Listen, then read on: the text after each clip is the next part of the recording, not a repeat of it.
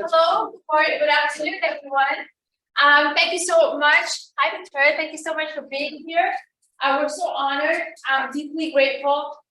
Extremely happy to have Professor Kelner with us today. As many of you know, he is a leading light in sociology, in understanding cultural anthropology and Jewish studies. He is world renowned in terms of his insights and the power and compassion that he's brought to his studies. He has been at the forefront of discussing the experience of Jewish Americans here, sort of talking about the cultural forces that shape this experience. And his books and his lectures and his ideas have been very much at the forefront of thinking in these fields. His voice obviously is extremely urgent at this present point in time. I think, as we all know, as we're all aware, anti-Semitism has been on the rise. We've had so many sort of terrible experiences in that context. So, sort of thinking through the ideas that he's brought, thinking through some of the insights that he has cultivated over the years. We're so deeply grateful that Professor Kelner is able to deliver this lecture today and to bring that voice to us here at Vanderbilt Law School. So Professor Kelner, it's over to you. We're so grateful to you. Thank you so much for making the time. You are very much an honored guest. Thank you very much. Yeah.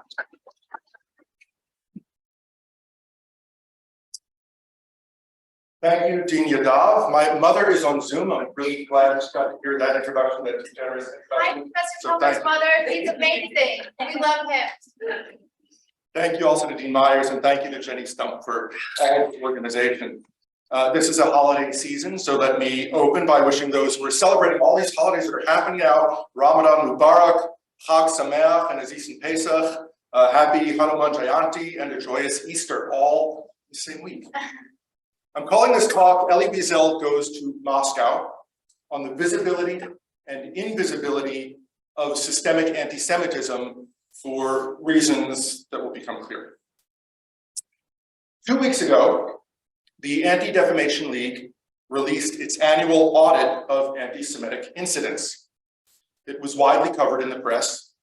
According to the ADL, anti-Semitic incidents surged to historic levels in 2022, with a total of 3,697 incidents reported across the United States, an increase of 36% compared to 2021, unquote. You may find these numbers disturbing. I would suggest that you should also be troubled by the words, because they indicate the poverty of discourse that Americans default to when speaking about anti-Semitism. In the United States, even the Anti-Defamation League, which should know a thing or two about the matter, even the Anti-Defamation League conceptualizes the othering of Jews as a matter of incidents, from the Latin incedere, meaning things that happen to befall.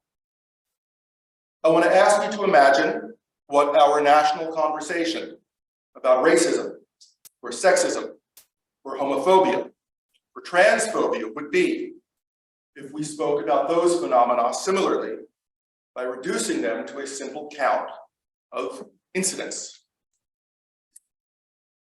But people do talk about anti-Semitism in this way, so we might ask ourselves why. One possibility is that it's just intellectual laziness.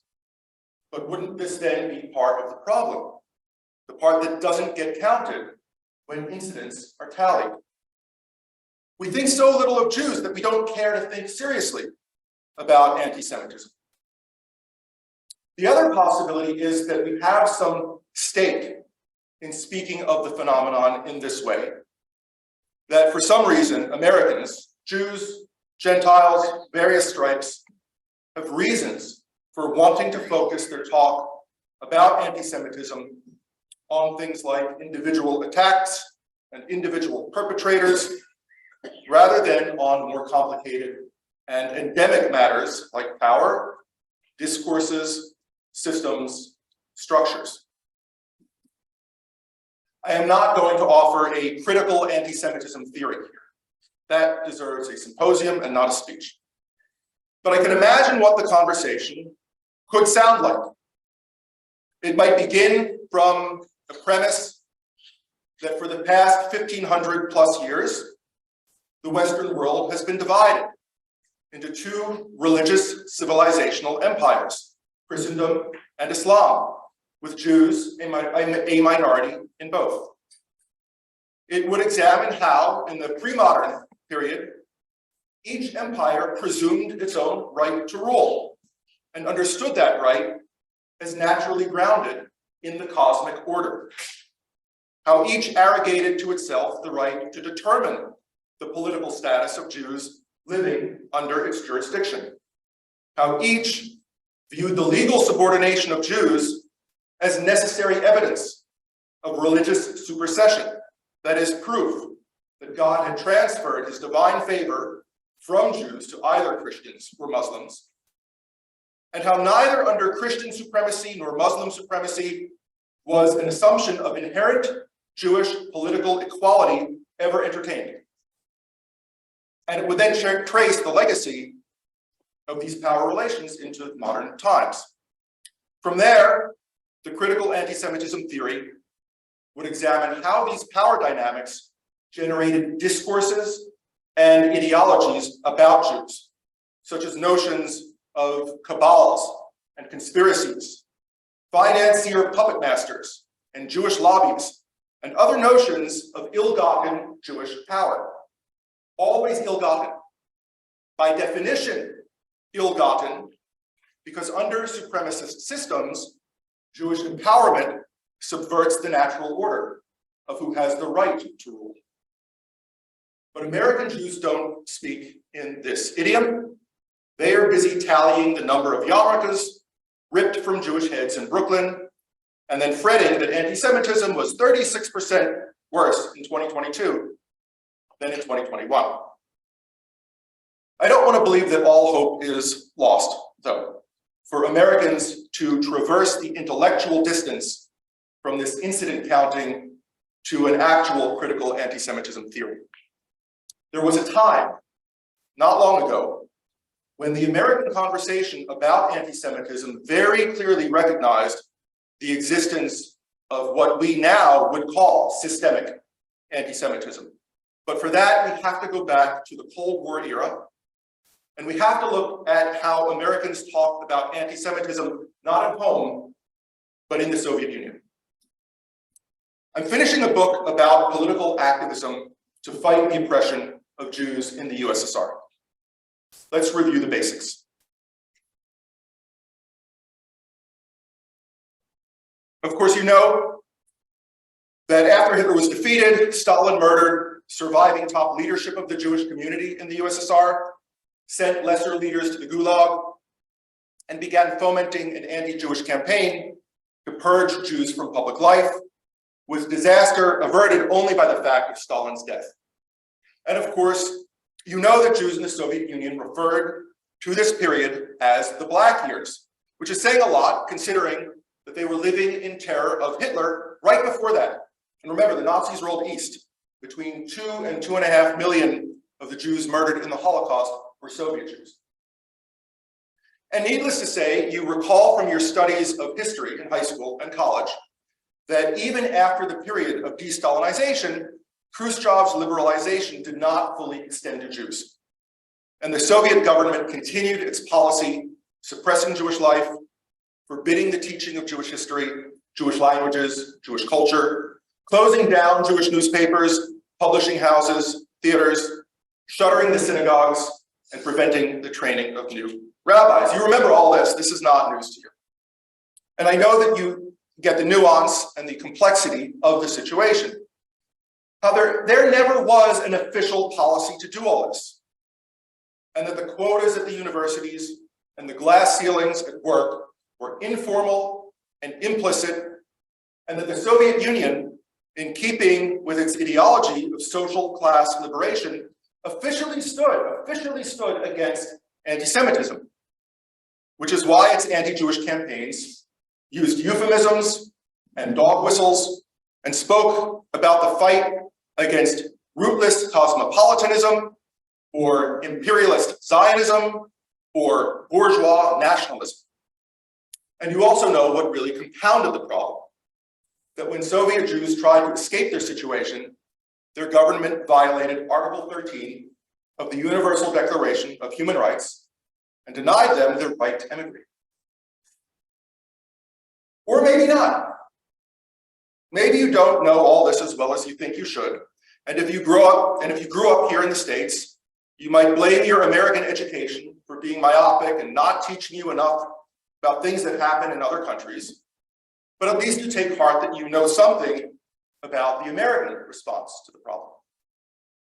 You know that from the 1960s until the end of the Cold War, there was a global human rights campaign fighting systemic anti-Semitism in the USSR, and that Americans were helping to lead it under the slogan, "Let them live as Jews or let them leave."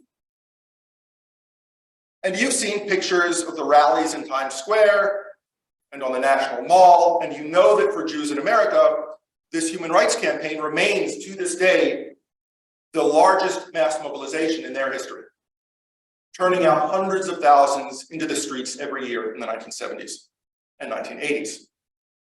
And you're still impressed when you think of how the activists built bridges in Congress and passed the Jackson-Vanik Amendment, precursor to the Magnitsky Act, the Jackson-Vanik Amendment that for the first time in our country's history linked trade policy and human rights. And it still makes your blood boil when you think of Henry Kissinger telling President Nixon that even, quote, even if they put Jews into gas chambers in the Soviet Union, it is not an American concern. Yes, he really said that. And how by passing Jackson-Vanik, the Human Rights Campaign threatened détente and forced Nixon and forced Kissinger to make it an American concern and to press the Russians on the issue. And no doubt, you take some comfort in knowing that not all Americans were as callous as Richard Nixon and Henry Kissinger. As law students and law professors, I expect that you're proud that so many in your own profession stepped up, did pro bono work for the movement, adopted prisoners, prepared briefs, flew to Russia to consult on defense strategies, even staged mock trials at law schools to reveal how the Soviet courts made a mockery of justice. And I also expect that you feel a special sense of pride in knowing that no less than Telford Taylor, America's chief counsel prosecuting the Nuremberg War Crimes Tribunal, took up the fight and flew over to Moscow himself specifically to meet with the president of the Soviet Supreme Court and the Procurator General, both of whom Taylor had worked with at the Nuremberg trials. And he personally pressed them, he knew them, he personally pressed them to intervene in specific cases that were targeting Jews. And of course, you think back at how so many other allies on both sides of the political aisle spoke passionately in defense of Jewish rights. And you remember their words, even though you weren't alive then, you heard the recordings later, decades later, in school or on TV or somehow. And as you're hearing me saying this, the words that are popping into your heads are probably the ones from the speech that Martin Luther King delivered back in 1966, and feel free to say them with me. While Jews in Russia may not be physically murdered as they were in Nazi Germany, they are facing every day a kind of spiritual and cultural genocide when you are written out of history as a people, when you are given no choice but to accept the majority culture, you are denied an aspect of your own identity. We cannot sit complacently by the wayside while our Jewish brothers in the Soviet Union face a possible extinction of their cultural and spiritual life. Those that sit at rest while others take pains are tender turtles and buy their quiet with disgrace. Unquote. And in our own polarized times, you marvel at how President Ronald Reagan, whose vision was so different from King's, could take up the same banner and say, let us stand together, speak the truth, and tell the Soviets, stop persecuting innocent people, let Israel's children go. And you imagined yourself into Representative John Lewis's shoes when he stood on that podium in front of the Capitol in 1987 and declared before that crowd of 250,000, until all Jews in the Soviet Union are free, we are all Jews in the Soviet Union. And as you look at the inequalities and inequities around you today, and you wonder how you can make a difference, you remember that at the height of a global Cold War, when one of the world's two superpowers, hegemon over half the globe, was pursuing a campaign of systemic oppression targeting its own citizens, the children of a genocide, that against all odds, there was, in fact, this rarest of birds, a successful human rights campaign. There were about 2 million Jews in the USSR. In 1964, before activists in the US got organized, the Soviet government that year let 537 emigrate. In 1979, after a robust social movement had mobilized, that number had increased 100-fold to 51,400. Almost 250,000 Jews emigrated in the 1970s. And by the end of the Cold War, about 1 out of every 3 Soviet Jews had exercised their long denied right to leave. And knowing all this, you draw inspiration from it as you recognize that people just like yourselves mobilized to make this happen. Or maybe not. Since 2020, I have been teaching a first-year writing seminar to the incoming undergraduate freshmen. Of the 40 students total who have enrolled in the class, only 3 had heard of the Soviet Jewry movement. All of them Jewish, one of them the child of Soviet emigres. If you were born after 1991, chances are you have also never heard either about the problem or about the social movement that successfully confronted it. Don't blame yourselves. This lack of knowledge is not your fault. It is indicative of a problem of Jewish erasure in the United States. I asked my undergraduates why they thought the fight against systemic anti-Semitism in the USSR was not on the curriculum. One of their most depressingly insightful answers was this: Professor Kelner, there's only so much time in the curriculum to cover anti-Semitism. If you're going to teach it, you have to focus on what's important. And clearly, that's the Holocaust.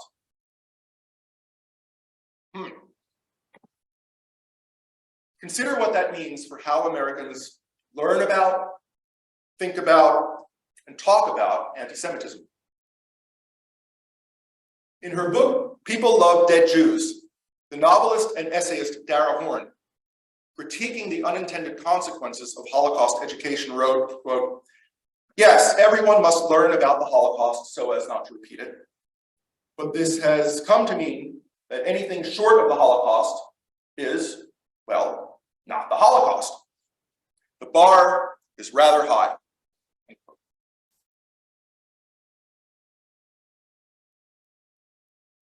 My students were not leveling a critique. They were just trying to offer an explanation. An explanation for why American secondary and higher education has erased the memory both of Soviet Jewish oppression and of the fight against it. It wasn't as bad as the Holocaust. And if it doesn't fit into the template of anti-Semitism that Holocaust education teaches, the template teaches you to think incorrectly that the oppression of Jews is always and fundamentally a phenomenon of the political right grounded in race-based hatred, that its main expression takes the form of hate speech and physical violence.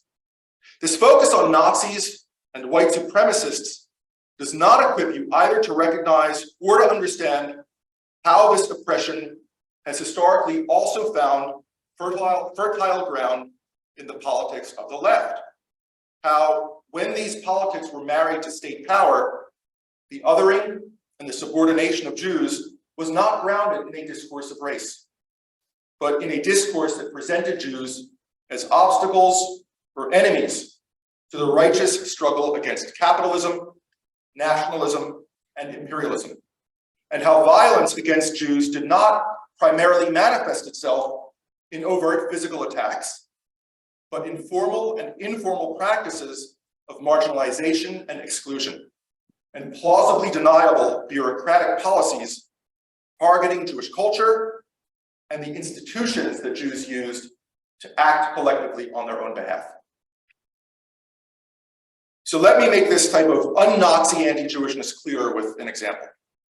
In September 1959, the Committee for State Security in the Ukrainian SSR, Soviet Socialist Republic, sent a report over to the Department of Agitation and Propaganda of the Communist Party of the Soviet Union in Moscow. The Committee for State Security was taking issue with the party's decision 3 years earlier to allow, for the first time in the USSR's history, the publication of a Jewish prayer book.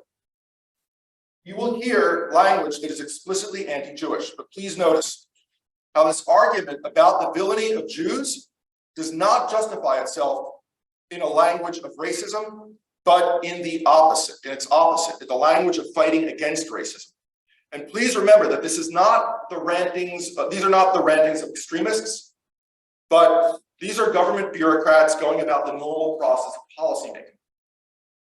I'm now quoting from the report.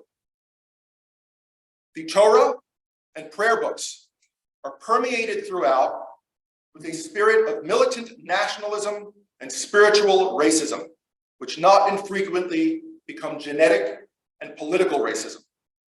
Prayer books, the Torah, and Jewish rituals constitute one of the main sources of nationalist and Zionist views, which, as the investigation shows, often turn anti-Soviet.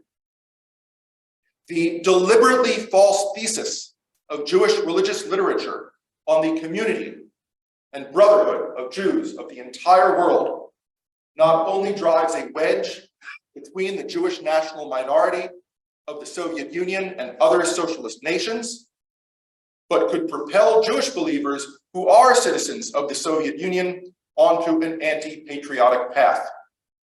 The investigating committee points out that the nationalist Zionist conceptions propagated by the Torah and Jewish prayer books can exert harmful influence, not only directly, but also indirectly through literature, folk songs, proverbs, customs, ethical principles, etc. End of quotation. Holocaust education in the US does not prepare Americans to make sense of this phenomenon. And because American education does not teach about the Soviet oppression of Jews, and because American popular culture has largely erased the memory of the American Human Rights Campaign to fight the 20th century's other great manifestation of systemic antisemitism, Americans today do not have access to these lessons of history as tools for thinking about anti-Semitism today. This represents a turning back of the clock to the time before the rise of the movement to free Soviet Jewry, when even Jewish Americans had little idea of what was happening to Jews in the USSR. In the early 1960s, the Israeli government, which had an embassy in Moscow and was aware of the problem, Israel began raising awareness among Jews and others in the US and Western Europe. But it tried different ways of getting the word out. I'll tell you about its most successful effort. It starts with an Israeli diplomat in Paris, Meir Rosen. Rosen also worked with the government's Office for Soviet Jewish Affairs, which was partly undercover to avoid antagonizing the Kremlin, but also an open secret. Well, Meir Rosen had a college friend from his days at the Sorbonne, and his friend's name was Elie Wiesel. In 1965, Wiesel was 37 years old. He had been liberated from Auschwitz 2 decades earlier. 2 decades later, he would accept the Nobel Peace Prize. In 1965, Wiesel was already famous for his memoir, Night, which to this day remains the most widely read first-person account of the death camps ever published. And it was Wiesel's particular ability to communicate the surreal from out of the depths that led Meir Rosen, on behalf of the Israeli government, to ask his friend Elie to travel to the Soviet Union and to tell the world what he saw there. Quote, "You have been a witness before," Rosen told him. "Now you must go and find out the Soviet Jews' true situation and testify for them, unquote. Wiesel flew from New York to Paris to Moscow in fall 1965. He spent the entire Rosh Hashanah, Yom Kippur, and Sukkot high holiday season there, meeting and talking with Jews, trying to ascertain the nature of the problem. He published a series of newspaper essays that were assembled a year later into a slim volume, The Jews of Silence, a personal report on Soviet Jewry. Books don't launch social movements. Activists do that, organizing does that. But people are romantics, and we like to imagine that books have this power, and The Jews of Silence became known as the book that launched the Soviet Jewry movement. It opened with chapters entitled Fear, Solitude, then went on to Celebration in Moscow, The Dream of Israel, and ended with What They Expect of Us.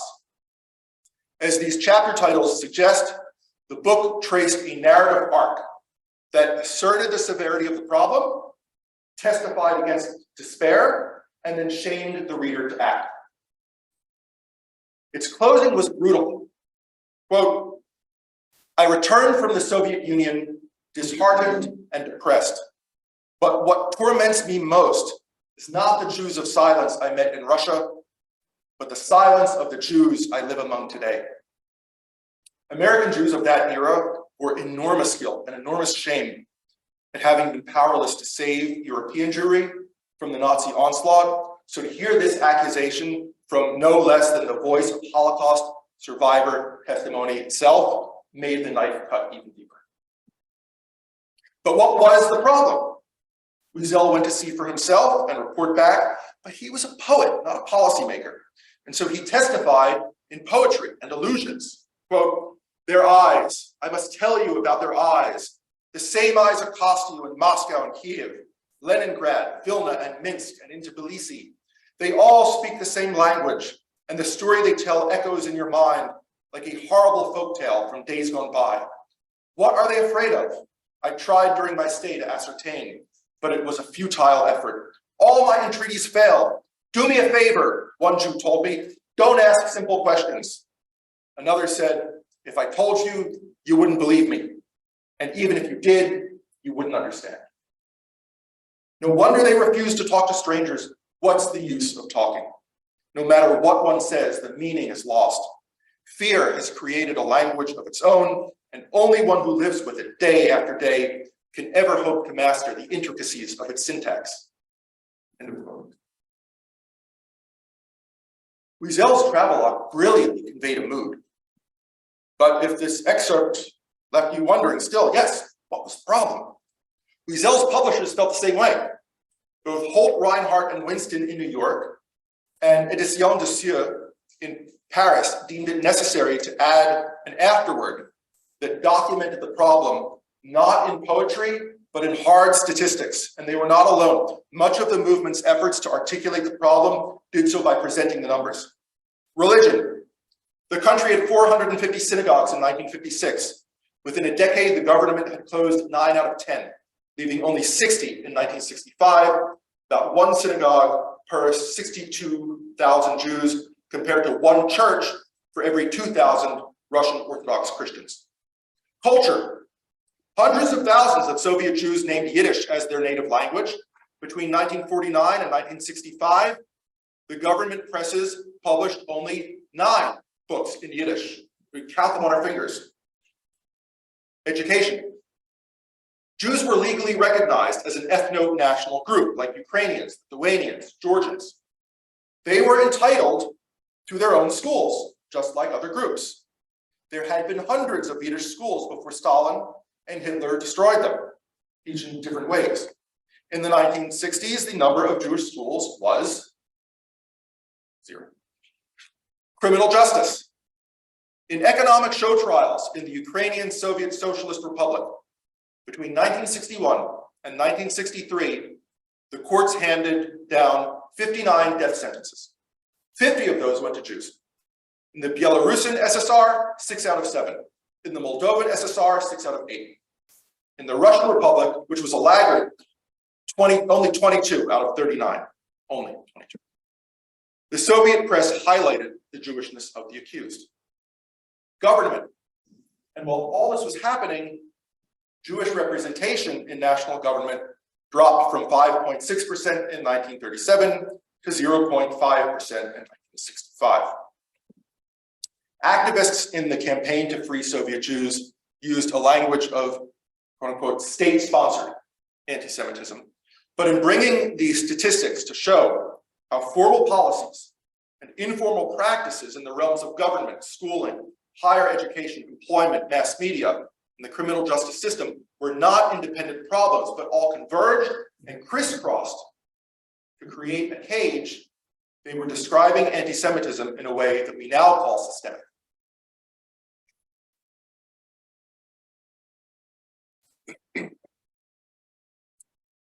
In 2015, I was rereading The Jews of Silence, simultaneously reading Michelle Alexander's The New Jim Crow, and I recommend the juxtaposition. I was impressed by the ability in both instances to make that cognitive leap to see underlying patterns that tie seemingly disparate things together.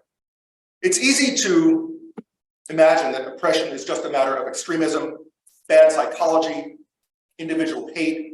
It is not as easy to see how it is rooted in normal or normalized power relations, policies, discourses, practices. Michelle Alexander was doing something that most Americans are still unable to do. She was able to see the whole picture. Elie Wiesel also saw the whole picture and spoke as witness in his twin books, Night, the right, and Jews of Silence, the left. The fight to free Soviet Jewry accomplished something from which we, still fighting for human rights today, can learn a great deal. It raised awareness about a problem, mobilized people to do something about it, and achieved its main goals. And because successful human rights campaigns and successful fights against systemic oppression are rare, I want to end by considering some lessons from this forgotten movement for activism today. First, people can stand up for themselves. Jews in the USSR mobilized in their own defense. They did this in a closed society with a secret police that made organizing very difficult. And even in this impossible situation, they won. Second, systemic oppression may be a domestic issue, but you have a better chance of fighting it if you make it an international issue. Jews in the USSR did not win on their own. And truth be told, they probably could not have won on their own. The fighters against systemic anti-Semitism won because they went global. Activists from other countries joined as allies and brought external pressure that turned a domestic policy issue into a foreign policy embarrassment. Only this fact caused the Soviet government to bend. Third, mobilize your diasporas. It is very easy for people to take up an issue of the day and then move on to the next as soon as the headlines change. Jews in the US and around the world felt the persecution of Soviet Jews as an assault on themselves too. The co-ethnic ties made them stick with the cause, and this gave them the staying power to sustain the battle and not give up. Fourth, enlist governments too. Jews mobilized both diaspora power and state power. Without the partnership between the State of Israel and the Jewish diaspora, it's not clear that the global movement would have arisen, lasted, or succeeded. But Israel was not the only country that took up the cause. The international mobilization relied on citizens all over the world enlisting the support of their own governments in the fight.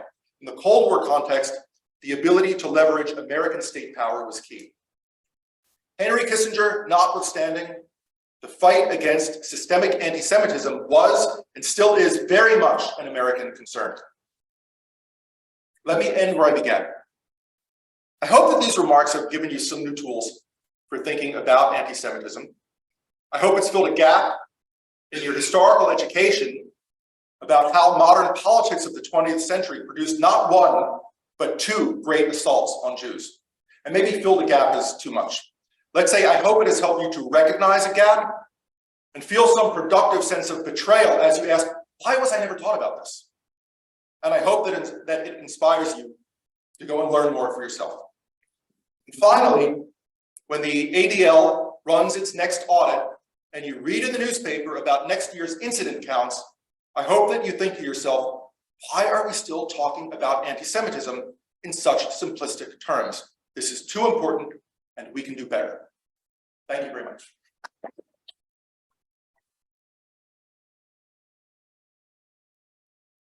Thank you so much, Professor Kelner. I am filling in for Dean Yadav, who had to run off and teach, and Jenny's going to handle the mic. And you have time for a few questions? Absolutely. Let's start in the room. You guys showed up. I feel like you deserve the first question, if anybody has one. Be brave. I'd love to, So they can hear you online. I'd love to ask you, I don't know if I should stand, that was I wonder if you, what your thoughts are, there's an essay that Karl Marx wrote called On the Jewish Question, which in some way was very anti-Semitic, and he said a lot of horrible things about the Jewish people. But he also talks about the idea of Jewish emancipation from the Christian state, and the idea that that whole idea to be emancipated within the Christian state is ridiculous, because the Christian state is not capable of emancipating Jewish people. By us asking for it, kind of legitimized as a state that's built towards the oppression of Jews. And I wonder if you studied, if you read the essay, but also if you have any thoughts about how this goes well far beyond, far before even the Soviet Jews, like back from the earliest roots of the academic traditions in Europe. Yeah. So yes, the Soviet Union is inheriting a tradition. There's an excellent book called Anti-Judaism by David Nirenberg, which I would strongly recommend to anyone who's interested in intellectual roots of anti-Jewishness as a mode of thinking. So Marx is writing in a context when in Germany, the question of whether Jews should be given political rights is very much a matter of debate. Jews are able to participate in that debate, and when they receive rights, they have more ability to do that. But that question of whether Jews were allowed to be equal or not, whether this was a matter of political debate in Germany. And by the way, when you hear the term final solution in the Nazi context, solution to what? It was a solution to a Jewish problem, a solution to a Jewish question. What was the question? Can the society have Jews as part of it? And for the factions that said no, after trying a variety of legal mechanisms to keep Jews out, the solution was just murder them all. Set that aside. But there's a political question about Jews' status. So Marx is weighing in on this debate, and I'll say several things about it. Marx talks about the emancipation of society from Judaism. In Marx's understanding, think about what for Marx is the worst thing in the world, was the evil that must be fought against, and it's economic-based oppression. It's haves oppressing have-nots. He frames capitalist oppression as inherently Jewish. So that association of Jews with that which is most evil is that you can see. You'll see this a lot. When capitalists talk about Judeo-Bolshevism, what is the most evil? Or when in supersessionist Christian theology, Jews murdering God. So whatever your good is, if you can imagine what that evil would be, and you're using Jews to talk about that evil, well, Marx was doing that as well. And so he's writing in a context in which Jews did not have the power to emancipate themselves. Now, there were Jewish Marxists who read this tradition and say, you know what, there is no way that societies that are heirs to medieval European tradition are going to be able to actually emancipate Jews. And so the way to undo these power relations is to destroy the economic roots of the society from the roots and rebuild. Right? And you get Jews who embrace communist revolution for exactly that reason. The Zionist response was a nationalist version of this that said Jews asking to be emancipated that just reproduces the imbalance And the proper way to gain political equality is simply to declare independence and then be ambassador to ambassador rather than supplicant to sovereign. So there were systemic analyses of the power dynamics back in the 1800s, and it did lead to two revolutionary Jewish movements that said, don't work through the existing systems, but try to fundamentally challenge them.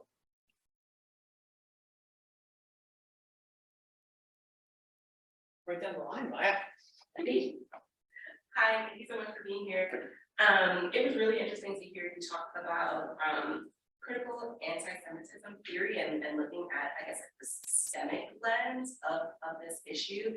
I guess my thought or my question is, what are your thoughts on, so I think the term, anything critical blanket theory right now is pretty loaded. Yeah. And being associated with wokeness and all that comes from that and the legislation that is coming out of that. I guess if the goal is to try to start thinking about anti-Semitism in this lens, how do you see the backlash to thinking critically about these issues impacting that, and what are some strategies to kind of move past that? Yeah, if I were being flippant, I would say like a really successful critical anti-Semitism theory that actually would explain things would be so it would get banned, and that would be the sign of success. I think I will say that within the Jewish American community, I think that talking about it, I think that there would be for Jews of the political right who are skeptical of critical race theory.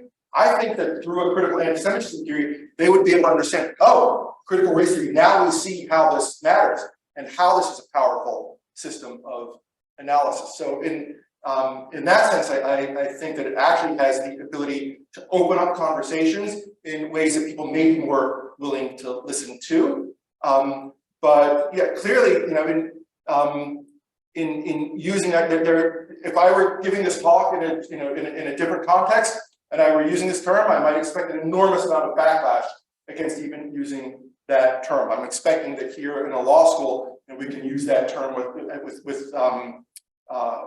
some degree of sympathy for the power of an analysis that thinks about oppression not in terms of psychology, but in terms of structure and power dynamics. I find it an incredibly powerful way of making sense of how systems of oppression persist over time and can adapt even as historical situations change. So I find it to be a compelling framework of analysis, which is why I would like to see it be embraced by scholars in Jewish studies trying to understand anti-Semitism through that framework. So I think it's a problem that the discourse about anti-Semitism is so psychologized and has not really thought seriously about issues of power. Because I think that it would help to explain a lot.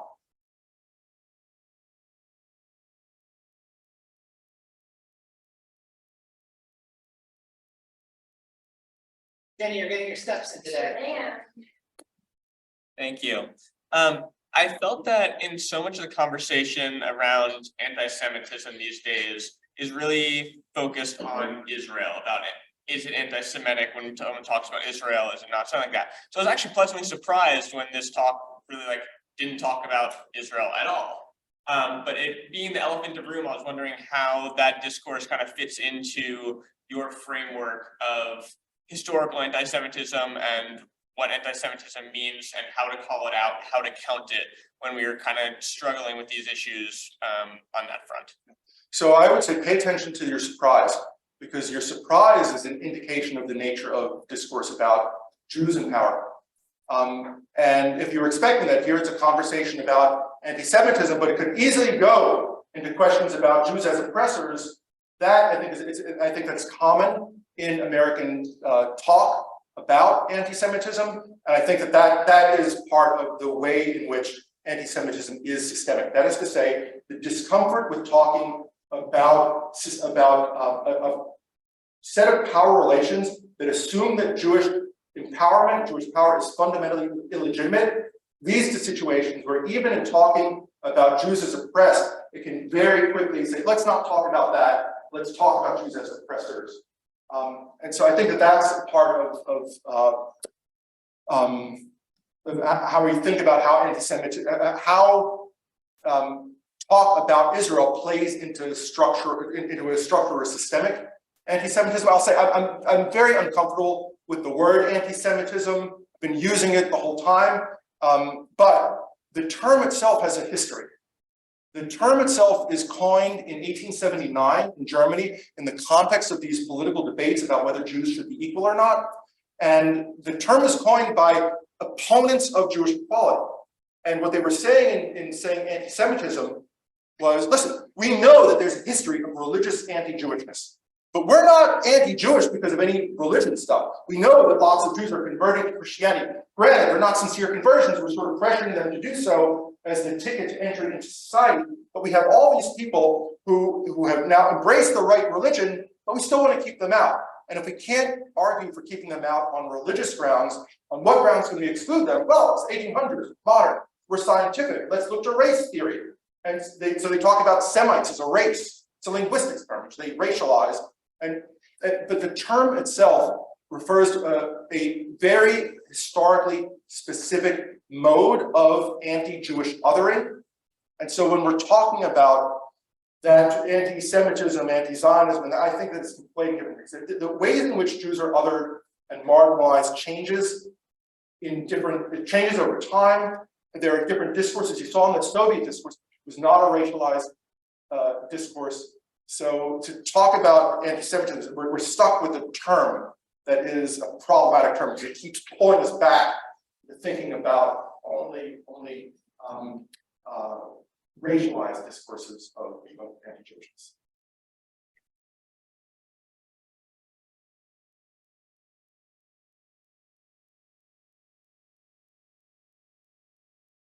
Got a long question online. Oh, you go first, Chris. We'll go online. Yeah. What's going on now with Putin? What's going on now with Putin? In 80 seconds.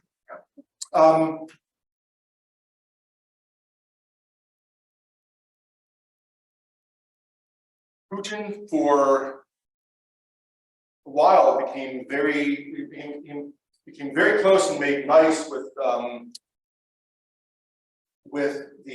Chabad Judaism in Russia, and as a sign of this president of Russia 10 years ago was not Soviet Russia, but there's a mass immigration of Jews from Ukraine and Ukraine for obvious reasons, from Russia as well, and as it becomes, as its illiberalism is coming through, the situation of Jews is becoming just as precarious as for the situation of any other Democrats in that country. So he made nice and showed up at the opening of the Museum of Jewish Heritage and Tolerance in Moscow as a symbol of Jews. The Soviet government's relationship with Jews and Jewish immigration was what the movement made it a symbol. So if the Soviets wanted to make nice to the West, they could use their relationship with Jews as a symbol. And even in the post-Soviet Russia, Putin was also able to use a relationship with Jews as a way of signaling openness, democracy, and the like. And this whole situation now has changed, obviously. Are you ready for the long one from online? Yep. Is this mic on or something? Okay. Wonderful, enlightening talk. Can you comment on the thesis advanced by David Bernstein in his recent book, Woke Antisemitism, that viewing society exclusively through a lens of power inevitably results in Jews being classified as white, therefore as powerful, therefore as oppressors, and therefore incapable of being authentic victims of anti-Semitism?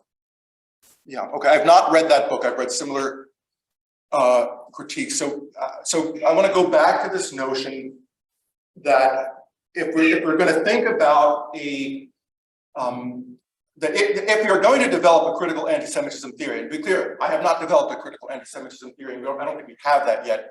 The question of power goes to that is at the core, and power and historical power dynamics are at the core. If I'm right that millennia of structural subordination produced discourses in which any type of empowerment is overturning the natural order of things and leads to these notions of financiers and cabals and puppet masters and lobbies as being illegitimate uses of Jewish power, then what calling Jews white does, when we speak about whiteness, we're saying there are types of power and privilege that go unrecognized. And by speaking about whiteness, we want to take what is invisible and make that visible. But if you think about the ways in which the conspiracy theories have emerged about Jews as being a secret, powerful power behind the scenes, because Jewish power is illegitimate, then what adding the term white does is it allows those conspiracies, you can, oh look, we're going to show you that Jews really are the power behind the scenes, but the term white essentially provides cover for resurrecting older conspiracy theories about Jewish power. So it actually ends up doing something. It functions. Affixing the label white functions differently when it gets put with Jews and when it gets put with non-Jews. Because with non-Jews, the idea is, okay, it's going to show you something you haven't seen.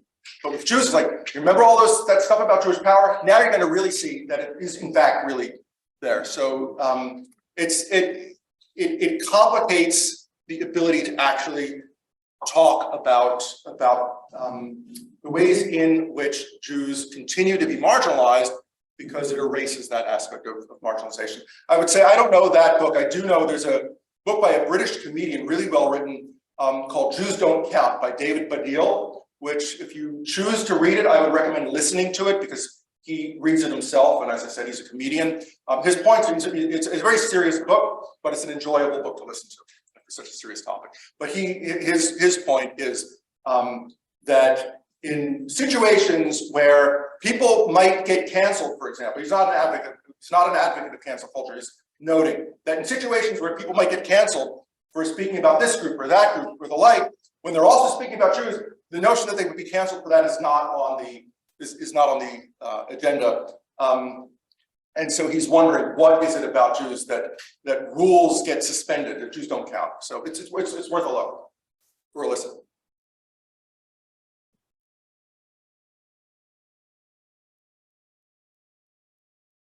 So you mentioned sort of the problem of using incidents of anti-Semitism as a measure of anti-Semitism and viewing it in that way, rather than viewing it as systemic anti-Semitism.